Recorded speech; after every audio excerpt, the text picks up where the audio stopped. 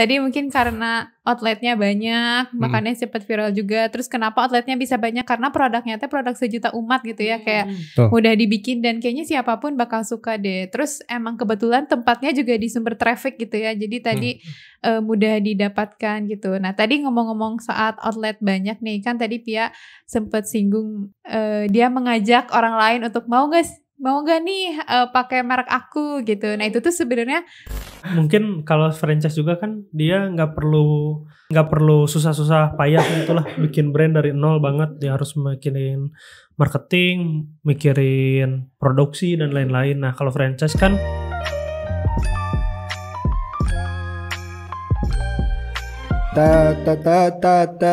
yuk. Ayo. Yo. Assalamualaikum warahmatullahi wabarakatuh. Waalaikumsalam warahmatullahi. Iya, balik lagi di podcast Ngobrol Bareng Yubi episode kesekian. Kali ini versi lesehan lagi ya. Masih bersama dengan aku Liana, terus ada Pia di sini. Noval dan Rifki. Oke, nah, gimana kabarnya teman-teman Senin pagi ini? Ini hari Senin ya? Iya, kebetulan hari ini kita syutingnya hari Senin. Senin pertama 2022. Iya betul, di Senin pertama 2022. Alhamdulillah. Semangat menghadapi tahun baru. Alhamdulillah apa Pi? Alhamdulillah masih bisa masuk. Alhamdulillah ketularan Pia sakit. Semoga cepat sembuh ya teman-teman. Guys, sebelum kita bahas topiknya, mungkin aku ngobrol dulu kali ya biar ada intronya gitu. Kan alhamdulillah kita tuh sekarang tinggalnya di Kota Baru Parahyangan ya. Dan aku sih merasa hidup di Kota Baru tuh seneng pisan. Kalian ngerasa juga gak? Kenapa? Karena dekat rumah. Iya betul. Terus kayak segala ada gitu loh. Kayak rumah sakit ada, pemadam kebakaran ada, sekolah ada. Kalau McDonald mau ada juga. Iya, McDonald mau ada juga. Yang paling penting IKEA. Iya, IKEA ada juga. Terus mau ada waterboom juga. Gila sih. Dan termasuk banyak jajanan juga gak sih? Oh Liana kemarin tuh main golf ya kemarin? Satu minggu aku lihat. Ada lapangan golf juga. Katanya paling bagus Asia katanya. Oh iya memang, baru tahu memang. ya. Wah sering soalnya ya. Iya. Ya nah termasuk banyak jajanan juga ya selain tadi fasilitas. Jadi kalau misalnya sekarang teman-teman cek aplikasi pesan makanan tuh di Kota Baru banyak banget tuh. Kayak ada coba apa yang jadi favorit teman-teman biasanya? Mixu. Terus apa lagi? Gak pernah jajan ya, Pi? Kopi Indomaret. Kopi Indomaret. Banyak Indomaret di sini kan. Oh iya. Terus apa lagi mungkin dulu? Janjiu. Iya, Janjiu. Dulu kayaknya sebelum Mixu aku si Boba deh lebih sering. Iya, Siji, terus banyak banget jajanan-jajanan kekinian itu termasuk ada juga nih di Kota Baru. Nah, makanya hari ini kita pengen bahas itu. Kenapa sih si makanan-makanan ini tuh kayak cepet banget gak sih berjamurnya? Kayak misalnya tadi Mixu tuh kayaknya sekarang aku dari sini ke Bandung aja itu tuh udah melewati berapa outlet Mixu gitu. Atau Janji Jiwa apalagi ya, dia udah, bahkan aku baca tuh udah ada 700 outlet gitu. Cuma dalam waktu 1,5 tahun doang. Nah, kira-kira menurut teman-teman kenapa sih makanan kayak gitu tuh bisa cepet banget viralnya gitu dan bisa ada di mana-mana? Siapa dulu? Pia dulu. Kenapa ya? Karena banyak peluang usahanya. Jadi dari yang punya brand itu dia mau meluaskan usahanya. Terus bukan hanya dia sendiri tuh yang kerja, tapi dia menawarkan sama orang-orang mau nggak pakai merek saya gitu jadinya. Jadi makanya kita kalau kita lihat contohnya Mixu ya, mungkin yang paling banyak saat ini di kompleks saya aja kayaknya banyak banget Mixu gitu. Nggak harus nunggu ke Kota Baru buat beli Mixu, tapi di sebelah kompleks saya juga udah ada ternyata gitu. Dan saya lah pemiliknya ya. Salah satu. Iya. Udah pakai baju merah kan, kayak saya. mas-mas Mixu kan. Kok kayak mas-mas? Sering Bamba. Oke. Kalau menurut yang lain gimana? Ya, jadi mungkin kenapa banyak banyak cabangnya ya di mana-mana. Kelihatannya sih barang atau produk yang dijual juga udah sangat dikenal gitu. Jadi nggak mungkin kan Liana bikin stick goreng gitu, yang susah lah. pecel lele kan. Nah, pecel lele kan salah satu yang kita udah nerima pecel lele itu apa, pas kita gambarin kita merem juga paling ada lele, ada sayuran, ada apa. Terus kalau kopi kita merem juga ya paling kopi gitu. Sedangkan kalau kita bikin usaha baru kayak yang aneh-aneh stick apa gitu kan, itu juga kita nggak kebayang ayam, daging, naon gitu. Jadi masih agak susah. Nah, aku lihat mah udah banyak tuh es krim, kopi, jelas gitu. Si makanan-makanan itu makanan sejuta umat. Jadi ditaruh di umat manapun bakal dibeli. Pasti laku ya. Oke. Kalau ya setuju sama Nova sama Pia ya. Cuman yang aku lihat karena kalau case-nya di Kota Baru tuh pasarnya ada gitu. Okay. Jadi kayak brand-brand yang mau masuk tuh ngelihat dulu udah ada apa, udah ada ruko apa aja, udah ada usaha apa aja di sana gitu. Kalau misalnya kompetitor udah masuk sana tuh berarti aku juga bisa masuk sana gitu karena kompetitor pun laku di sana. Jadi kayak Kota Baru tuh udah istilahnya pasarnya cukup memadai untuk dimasuki oleh bisa waralaba, bisa buka cabang baru gitu ya. Jadi dengan adanya pasar di sana, brand juga kayaknya bakal cepat gitu masuk. Dan kalau kita lihat sih di Kota Baru kayak mulai banyak itu bermunculan gitu karena mungkin trafficnya besar dan ya Kota Baru udah banyak inilah anchor buat pendatang wisata gitu. Kayak IKEA, terus Bumi Pancasona tuh kan sentra olahraga tuh juga mendatangkan traffic. Jadi kayak secara tidak langsung orang-orang kesana dan brand-brand juga mau masuk sana sih kalau menurut aku. Oke, aku juga setuju sih sama Pia, sama Nova, sama Kak Rifki.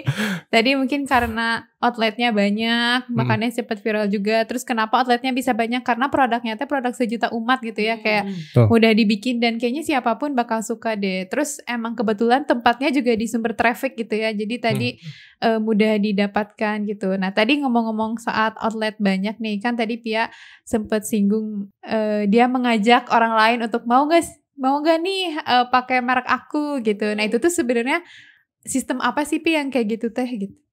Jadi itu disebut sistem franchise gitu ya. Jadi kalau mungkin kita yang lebih dikenal ada bahasa Indonesianya waralaba ya.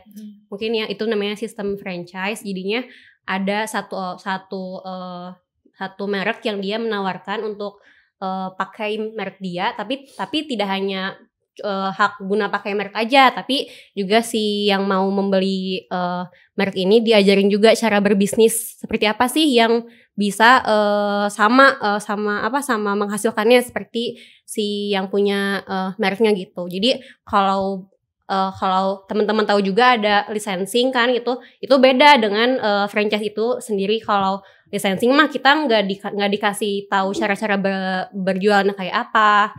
Terus cara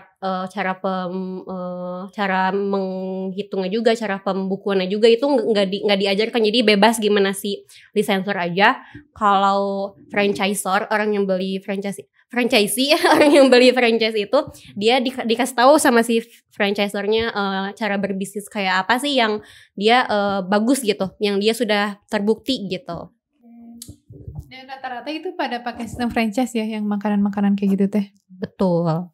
Ya sih, yang aku lihat juga banyak pakai sistem franchise. Terus yang aku lihat tuh ada perbedaan gitu dari setiap franchise tuh. Jadi misalkan kopi kenangan atau kopi janji jiwa, ada yang dia cuma bisa take away doang, ada yang dia ada tempat duduknya. Nah itu juga mungkin setahu aku tuh ada perbedaan juga di dealing mau ngambil paket yang mana gitu. Paket store yang besar yang ada tempat duduk apa, mungkin revenue-nya juga lebih gede. Ada yang ada yang nggak bisa dine in, yang cuma take away doang juga mungkin apa. Jadi itu nyesuaiin juga sih sama si marketnya. Jadi dia nggak harus beli yang paling tinggi dan harus punya tanah space jualan yang besar. Dia bisa pakai paket yang paling kecil tapi benefitnya sama gitu. Iya kalau aku baca-baca sih, jadi franchise itu kita kan mengeluarkan, kalau kita membeli franchise gitu ya, kita mengeluarkan biaya untuk membeli franchise tersebut gitu. Dan biasanya tuh ya nggak langsung untung. Di istilahnya bulan kedua kita beli franchise tuh langsung untung. Tapi skemanya kan banyak ya, tadi kalau kata Noval paket-paketnya ada pilihan apa aja. Nah terus juga itu bergantung balik modalnya juga berapa lama gitu, bergantung modal yang dikeluarkan. Jadi aku sih kayak lagi nyari-nyari juga gitu ya. Kira-kira untuk memutar uang tuh kira-kira pakai apa ya? Pakai sistem apa gitu. Nah kalau franchise itu biasanya balik modal itu setahun sampai 2 tahun gitu. Jadi dan tergantung omset dari ini ya, tergantung performa dari toko yang udah kita beli juga sih. Dan gimana kita ngurusnya. Tapi kan tadi ya poinnya, kalau kita beli franchise itu kita juga beli sistem gitu ya. Beli sistem dari si franchiser itu gitu. Dan mungkin itu kayak bisa membuat orang yang asalnya nggak tahu bisnis terus beli franchise yang istilahnya produknya udah ngangenin, belajar di sana dan kemudian ya dapat profit di sana dan istilahnya dapat bisnis dapat ilmu bisnis juga sih. Jadi kalau teman-teman yang istilahnya mau beli franchise dan istilahnya belum punya keilmuan yang mendalam gitu ya, terjun langsung sendiri gitu ya. Franchise itu salah satu cara yang mudah dan simple gitu untuk mulai bisnis sih gitu. Kayak bisa belajar langsung. Gitu. Tadi mungkin salah satu kelebihannya bisa belajar langsung sama si yang pemilik si bisnis pertamanya ya. Terus selain itu menurut teman-teman menarik gak sih si franchise ini gitu untuk kita ambil, baik itu sebagai kita yang membeli franchise ataupun kita yang membuka franchise gitu? Aku dulu. Boleh. Iya, kalau punya uang dingin, misalnya kalau teman-teman punya modal yang cukup untuk membeli franchise, menurutku itu salah satu langkah yang ideal lah untuk bisnis gitu. Cuman kalau misalnya teman-teman kayak istilahnya mau start dari modal yang gak gede-gede amat, mending dari reseller atau dropshipper gitu. Soalnya itu kan franchise perlu modal gede dan istilahnya untungnya tuh di setahun atau 2 tahun gitu kan. Istilahnya harus ada ya bisa sih kita dapat profit gitu ya tiap bulan. Cuman kalau untuk balik modal dari investasi misalnya 200 juta atau kan franchise kayak yang gede-gede tuh ya, misalnya martabak San Francisco, terus pecel lele Lela, kebab Barafi, itu tuh kan membutuhkan biaya franchise yang besar ya. Jadi istilahnya kalau misalnya mau balik modal, misalnya keluar 200 juta, balik lagi 200 jutanya itu ya setelah 2 tahun. Jadi istilahnya harus punya uang dingin gitu. Kecuali teman-teman ya sultan gitu ya, pengen buka franchise di mana-mana ya, itu salah satu cara yang asik sih buat bisnis. Gitu mungkin teman-teman. Ya mungkin kalau franchise juga kan dia nggak perlu susah-susah payah gitulah bikin brand dari nol banget. Dia harus mikirin marketing, mikirin produksi dan lain-lain. Nah kalau franchise kan si bahan baku juga disupport, terus store juga didesainin sama si pemiliknya, udah ada template-nya lah, ada timnya juga. Jadi kita cuma perlu invest uang lebih besar aja sama tempatnya mungkin. Nah yang jadi barrier biasanya requirement franchise-nya. Misalkan kita mau buka McD, gak sembarangan orang tuh ditunjuk bisa buka McD gitu. Aku juga mau kan kalau buka McD itu pasti laku kayaknya. Gak pernah aku lihat McD sepi-sepi gitu, gak pernah kayaknya. Itu juga requirement-nya tinggi, mungkin dia harus di tempat yang strategis, perempatan jalan mungkin kayak Simpang, McD Simpang tuh. Atau dia harus punya space sekian, terus harus ada traffic. Wah requirement-nya makin tinggi lah kalau brandnya juga makin bagus. Terus yang aku lihat lagi ada salah satu brand tuh yang lagi cukup booming tuh Menanti. Iya, Menanti. Dari Jeremy Pauline sama itulah sama timnya. Kakaknya. Nah ternyata yang aku tahu dia tuh bikin franchise dalam 7 bulan tuh udah berapa ratus gitu langsung. Hampir 200 ya kalau nggak salah, hampir 200. Dan ternyata aku tahu lagi dia kerjasama sama yang punya Babarafi Group. Jadi kalau kamu tidak jago nge-franchise, numpang aja sama yang jago franchise si Babarafi, si Pak Raffi kali namanya. Nah, yang aku tahu tuh Babarafi Group tuh dia punya 1.500 outlet yang dia kelola gitu. Salah satunya Menanti itu di bawah grupnya dia ternyata. Dia bagian jago banget lah si Babarafi ini untuk supply chain, bikin store yang menarik, terus strategi komersilnya, balik modalnya kapan. Nah di sisi lain si Jeremy Pauline itu udah aja full marketing gitu. Iya karena jadi dia punya traffic besar juga ya. Jadi si Jeremy Pauline pengen nge-franchise tuh udah ideal, dia core operasionalnya udah dipegang sama orang yang pintar banget. Terus si ininya juga udah dipegang sama dia, jadi fokus gitu. Dan kemungkinan katanya kan tahun depan mau di atas 200 tuh katanya. Tahun ini ya, udah Iya, tahun depan ini. Happy Itu New Year. jadi ini sih jadi keren banget kalau punya partner yang udah jago. Dan kalau nggak salah McD tuh kalau misalnya kita itu aku dengar dari siapa ya yang istilahnya kalau misalnya McD kita beli franchise McD terus kurang laku katanya bakal dibantuin.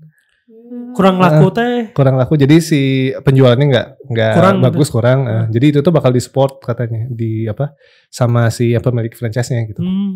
Kayak ini kenapa kok bisa kayak gini terus gimana caranya mendatangkan traffic dan lain-lainnya sih. Aku nonton di e-course-nya Pak Burang How to Franchise Your Business. Jadi yang mana Li? E-course-nya? Yang ini. Jadi ini keren banget. Jadi Pak Burang juga bilang gitu kan salah satu kewajiban franchisor tuh untuk membimbing si franchisee-nya nyampe sukses gitu. Nah, jadi kalau misalnya si franchisornya nggak ngebimbing itu dia boleh menuntut juga gitu. Betul. Kayak boleh menuntut ke franchisornya. Asal ada di perjanjian. Ada di perjanjian juga gitu. Jadi harus diteliti dulu ya. Bisa jadi di perjanjiannya nggak ada deal itu gitu. Jangan asal tanda tangan, tapi harus jelas dulu apa hak dan kewajiban franchisor dan franchisee-nya. Iya, itu juga tips-tipsnya dibahas di e-course ini. Iya gitu. Lanjut ya. Kalau dari sisi pemilik bisnis ya, kan franchise ini salah satu ini ya, saluran distribusi yang potensial ya. Tapi mungkin ada syarat-syarat juga nih, apakah bisnis kita memang layak untuk di-franchise-kan atau enggak. Masa kita bikin suatu bisnis baru langsung mau di-franchise-kan kan nggak bisa gitu juga ya. Harus udah terbukti dulu si cara-caranya, si mekanismenya udah tepat dan sudah memang menghasilkan belum, baru kita bisa tawarin ke orang lain. Masa kita belum sukses belum belum di fase belum terbukti sukses si bisnis kita tapi udah nawarin ke orang lain kan nggak boleh gitu juga ya. Iya, kalau tadi kan kita dari sisi franchisee ya, istilahnya kita beli franchise. Kalau dari Pia tadi kita sebagai franchisernya, iya nggak sih? Kita punya usaha terus kapan nih saat yang tepat untuk kita bikin franchise atau bikin cabang gitu ya? Udah dibahas sebenarnya di itu ya di podcast sebelumnya. Ada yang kapan waktu yang tepat untuk buka cabang. Ya terus kayak tadi ya jadi inget menanti lagi. Sebenarnya salah satu kan kita tadi berawal dari ngomongin makanan viral ya. Sebenarnya selain outletnya banyak tuh menurut aku rata-rata yang viral tuh karena promosinya pakai influencer nggak sih? Betul. Kayak traffic ban itu siapa teh? Siapa? Fadil. Fadil. Nah itu juga kan sebenarnya tuh yang punya si franchise-nya tuh Nikmat Group. Jadi Nikmat Group tuh punya beberapa franchise, beberapa merek gitu. Nah yang traffic ban ini kerjasama sama Fadil. Itu buat ngepromosiin sehingga jadi boom gitu. Mungkin dan rata-rata kayak gitu juga sih mungkin. Ya jadi memang kan kalau tadi Pia cerita, tadi saluran distribusinya tuh franchise. Nah saluran promosinya juga bisa difikirkan lagi gitu. Yang kalau mau ini ya, kalau di BLL tuh kan ada peningkat konversi. Nah mungkin di bagian itu. Jadi tadi produknya tadi harus bagus, terus mereknya harus bagus, tapi ada lagi pengungkit konversi itu influencer bisa jadi salah satunya sih. Jadi kalau contohnya Jerome Pauline tadi tuh dia udah punya saluran distribusi, terus dianya sendiri influencer gitu kan, udah punya saluran promosi sendiri kayak. Mungkin ada sih franchise yang nggak pakai influencer. Iya. Pertamina. cukup kita bensin butuh nih. Terus dibuka aja. Iya, Indomaret juga. Indomaret Alfamart kayaknya nggak pakai influencer. Pakai deng. Alfamart pakai Raffi Ahmad. Pernah lihat gak sih? Jadi nggak harus pas buka franchise tuh harus langsung influencer tuh sebenarnya nggak harus ya. Jadi bisa bertahap gitu dari iklan dulu mungkin ya. Apalagi kalau produknya komoditas kayak gitu kan kayaknya udah nggak harus influencer. Kayak kita nggak harus promosiin kamu butuh beras loh setiap hari. Gitu Yes. Kamu butuh bensin. Iya kamu butuh bensin. Bikin baliho. Kita udah tahu diri ya butuh bensin. Kayak nggak perlu influencer pun udah penuh gitu. Iya. Cuman kalau pertimbangannya ini lagi juga ya kan lokasi. Jadi istilahnya di Kota Baru kan nggak ada 2 mixu gitu, ya nggak sih? Iya sih, jadi kayak buka franchise JNE juga, terus Sabana itu kan kayak perlu memperhatikan udah ada outlet yang lain belum di sekitar kita gitu. Jadi Betul. jangan sampai kita misalnya di komplek kita udah ada sabana gitu ya, terus kita kayak belum tahu ada sabana di situ, terus kita nyiapin untuk beli, taunya nggak bisa gitu. Dan Salah harusnya satu pertimbangan juga. dari si franchisornya juga dia ngecek dulu sebenarnya ini lokasi ini udah ada atau belum nih outletnya, mereknya dia gitu, baru dia bolehin orang buka franchise. Ya sih dia Betul. juga akan rugi misalkan Pertamina Kota Baru terus bikin lagi di sebelah sananya gitu kan. Heeh. Orang-orang juga jadi ngapain saya beli bensin ada 2 gitu. Iya. Kecuali mungkin Kota Baru udah kayak Cicadas tau gak? udah rame banget gitu. Daerah terpadat di dunia. Daerah terpadat Cicadas. sampai emang butuh gitu, akhirnya butuh gitu. Biar gak usah puter balik dong. Iya. Oh biasanya kalau Pertamina gitu di jalur 1 ada, jalur yang lain ada lagi gitu ya.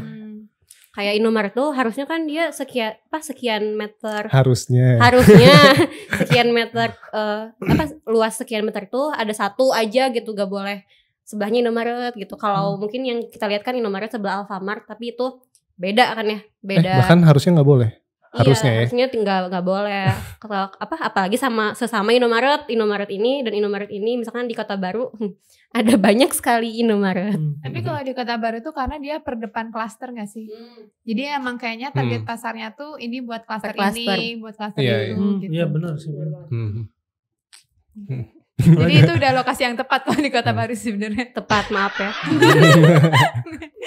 Kayak gitu. Nah, terus tadi kan sebenarnya ngomongin Baba Raffi lagi nih, loncat-loncat. Kayaknya kalau kita ngomongin franchise tuh pasti yang pertama di kepala tuh kedai kebab Baba Raffi sih. Kayak yang jadi pionirnya franchise di Indonesia gitu. Karena dia udah banyak banget bahkan sampai ke luar negeri juga. Terus selain itu teman-teman tahu lagi gak sih tadi selain merek-merek yang udah disebutin yang sukses karena sistem franchise gitu? Iya. Ada Apotek. Oh iya, K24. Itu juga termasuk franchise yang non makanan ya. Iya. Yes. Terus Jeko juga gak sih? Itu kan sistem franchise juga dan itu dari Indonesia. Kadang orang tuh masih ada aja yang nggak tahu kalau Jeko tuh punya Indonesia gitu. Nah itu mungkin repotnya di awal doang ya. Tapi ketika si paket bisnisnya udah jadi, udah siap dijualin ke satu kan sebenarnya kalau udah bisa dijualin ke satu berarti dia siap dijualin ke banyak juga kan. Nah itu mungkin kita udah bisa lumayan lebih tenang tuh menjalankan bisnisnya. Nah kalau gitu nih sekarang masuk ke tips kalau misalnya teman-teman juragan di sini ada yang mau nge-franchisein bisnisnya, kira-kira apa aja sih yang harus disiapin nih guys? Apa ya yang harus disiapin? Yang pertama dari ini ya, dari produk kita mau apa dulu mungkin ya. Harus kayak apa sih yang mau kita franchise kan. Yang pertama pasti harus bisa diduplikasi gak sih. Jadi kayak kalau aku jual bisnisku tapi si yang belinya gak bisa bikin yang sama kayak aku kan akan beda ya si kualitasnya gitu. Harus bisa diduplikasi gitu kan. Gitu. Jadi yang sempat lainnya dibahas Nopal juga ya yang kan kalau kopi kita tahu kopi kayak gini, tapi kalau stick yang ribet kayaknya susah juga gitu di franchisein gitu ya. Tapi harus simpel juga ya. Makanya aku tahu tuh yang punya warung stick tuh dia pemilik semuanya gitu. Jadi dia nggak buka nge-franchisein tapi dia emang buka cabang gitu. Ya kalau tips ya tinggal ikutin aja ya. Ikutin di course-nya dan apa istilahnya bisa diduplikasi itu kan start dari kita starting, profiting, terus systemizing. Jadi istilahnya kita udah punya kalau starting kan istilahnya kita udah punya tim, udah punya istilahnya bisnis yang real gitu. Terus kalau naik ke profiting ya kita udah profit dulu gitu. Jangan sampai yang mau kita franchisein teh justru malah merugikan gitu, malah merugikan kita sebagai pemilik gitu.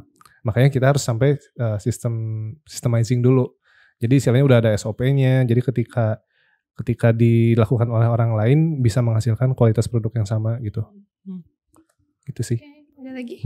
Kalau aku sih paling kalau udah punya franchise yang cukup banyak, kalau bisa dikasih tema per daerah. Jadi maksudnya gini sih. Yang aku lihat kan McDonald Indonesia itu kan McDonald pusat mungkin punyanya Amerika mungkin ya. Pas ke Indonesia tuh menu-menunya kan menu-menu Indonesia, ada nasinya, ada burger rasanya rasa rujak atau apa gitu es krimnya tuh. Terus kalau misalkan ke India gitu ada kari gitu. Ya ini mungkin Ke contohnya Malaysia gitu. jadi nasi lemak. Nah, kan contohnya kayak gitu ada tuh. ya?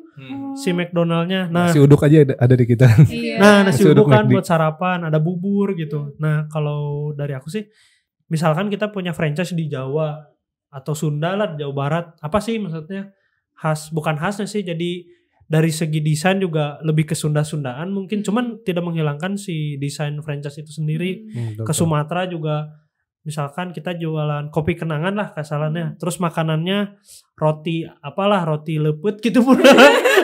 Pas ke sana roti pempek atau apalah ya, maksudnya ada penyesuaian terhadap karakter daerah sih. Karena yang aku lihat dengan penyesuaian itu konversinya juga naik gitu. Bagus Iya, sih. menarik. Jadi kayak ada nasi uduk di McD, terus istilahnya kalau misalnya kopi kenangan buka di Aceh, kopinya kopi gayo gitu kan, Iya, bisa kan? jadi kan. Iya tuh, itu juga bisa ya menarik sebagai salah satu strategi pemasarannya kali ya. Apalagi kalau McD itu dia kadang suka terbatas gitu ya waktunya. Jadi bikin tambah menarik lagi. Limited edition biar limited buru-buru. edition. Apalagi sebelum COVID kan, es krim salted Salted egg. apa gitu yang ada es krim yang biru gitu. Wah rame tuh, aku mau ke McD udah habis itu. Iya, bener. Sebelum Yang ini, COVID tuh. Yang kemarin hype BTS meal. Oh Iya, BTS. Jadi mungkin gak harus selalu daerah ya, tapi apa nih budaya yang lagi disukai sama orang-orang gitu ya. Menarik sih. Oke, ada lagi tipsnya? Tonton aja di sini semuanya ada. Tapi tadi juga emang menarik yang kata Pak Burang tuh harus ada value lebih gitu ya. Tadi dari produknya kan kita nggak mungkin asal ya ngejual misalnya kayak susu doang gitu, susu murni kayak udah banyak banget di mana-mana gitu. Coba dibikin variannya gitu yang bikin jadi unik, yang layak untuk diduplikasi di banyak tempat gitu. Atau tadi dibikin uniknya bisa disesuaikan dengan daerahnya gitu. Atau apa nilai unik lainnya gitu. Itu mungkin ya salah satu tipsnya. Ada lagi? Kayaknya ada lagi deh. Oke.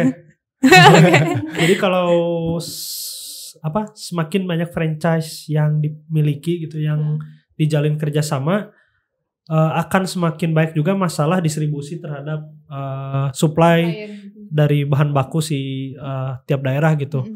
Nah ini juga perlu dipikirin karena gak setiap daerah punya bahan baku yang sama gitu. Misalkan kita jualan kopi di tanah mana? Tanah apa ya? Kalimantan gitulah, Kalimantan. Yang aku tahu ada kebun kopi ya. Misal nggak ada gitu ya. Misal nggak ada. Nah, kos ngirim kopi dari Toraja misalnya ke sana kan jadi gede tuh. Padahal kita jualannya kopi. Nah, gimana sih cara plus minus untuk bikin harga tuh seragam? Karena misalkan kita beli kopi kenangan di Jakarta 20.000, di Kalimantan 50.000 kan. Orang Kalimantan juga akan bertanya kenapa lebih mahal, kenapa saya harus beli di sini gitu. Nah itu juga perlu dipikirin sih karena gak semua tempat punya bahan baku yang sama gitu dan harus sama kan kualitasnya juga. Jadi sebelum buka franchise di satu daerah kita harus mikirin dulu distribusi supply untuk ke cabang sana tuh udah oke atau belum gitu. Gitu. Iya menarik. Atau bekerja sama dengan orang yang sudah ahli kayak tadi ya, kayak si Jerome Pauline. Jadi kita gak usah susah-susah. Iya, gak usah susah gitu ya. Ada banyak cara ya untuk membuka bisnis, salah satunya franchise. Mungkin segitu aja ya buat episode kali ini. Semoga bermanfaat. Sampai ketemu di episode selanjutnya. Bye-bye. Dah.